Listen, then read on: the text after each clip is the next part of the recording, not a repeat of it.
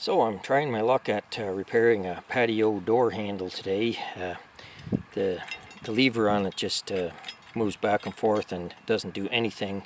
And the latch mechanism won't lock. It's basically unlocked all the time. So I'll show you how it's built here. This is after I pulled it apart.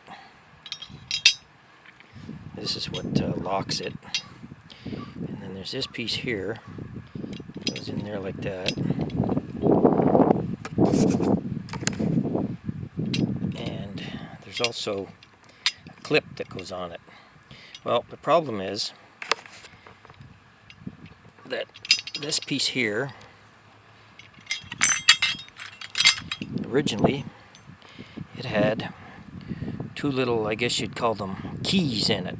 You can kind of see it there and there, but they're broken off. And this part here was slightly pushed outwards. So I've gone ahead and milled this to a standard size, and I'm going to try my luck at cutting slots in here. Now, to do this, I had to make my own milling cutter because I don't have anything that was the right size, so I'll move down to the mill and explain what I did there. Okay, so continuing on. So what I did first of all was to measure the existing slot. It turned out that it was like 88 thousandths of an inch wide. And if you look at the fraction and decimal chart here, you'll see that there's 78 thou, and then it jumps to 93.7. So 5/64 versus 3/32. So I don't have any milling cutters that small, so I got the brilliant idea, well, what if a person takes and you can only go larger, not smaller. So it's already 88 thou, so I had to bump up to, well, might as well call it 94 thou at 3/32.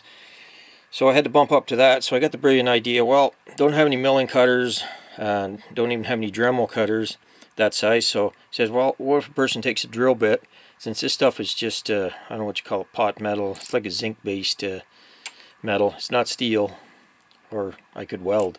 But so what I did, I took a zip disc and I cut the drill bit off flat, and you see I got it chucked up in there now.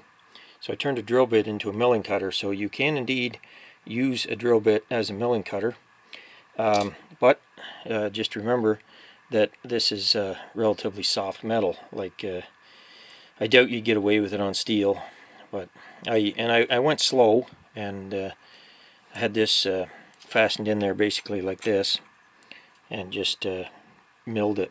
And it wasn't much, you know, it was only like 6 thou total, so that's not very much. But you can see that it has indeed been milled. This side not so much, but this side definitely.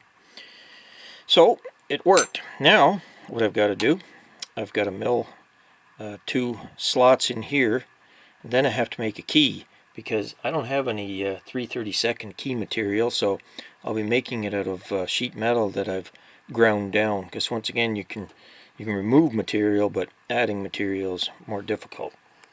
So I'll get this chucked up there and see what I can do.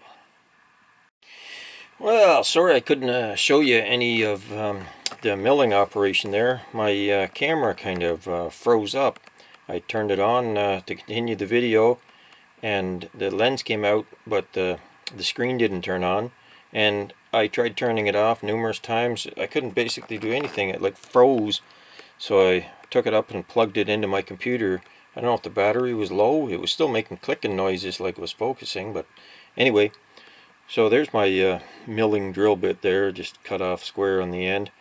So I milled a piece of steel the right thickness for the keyway, so you can see it fits on there.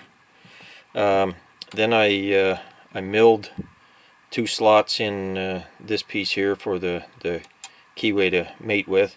Now one thing, the drill, it's very flexible, so it tries to bend sideways, and it might try to climb or bow sideways, different things. You got to take light cuts and that type of thing. I also have jewelry files that I use for cutting them square, that type of thing. And then here's the one little key there that I made. I have to make a second one. It's even got a step on it. It's a real pain because it's it's only less than a 1/4 inch long. So this has been a real treat of a thing to try to fix here, but hopefully it'll all pan out in the end. But so I'm glad I have this milling machine here. It's it comes in useful sometimes. If I didn't have it, I was going to just use a flap disc on a 4.5 inch grinder to grind it down, but I'd have to keep taking measurements on the thickness. This way, it's all set up for give or take thousandths of an inch, and it was pretty precise, so it worked out good that way. Of course, the whole thing's still a file fit operation, but anyway, lots of fun here fixing this patio door handle. But it's still cool and snowy outside, so gotta find something to do indoors. Everybody take care for now.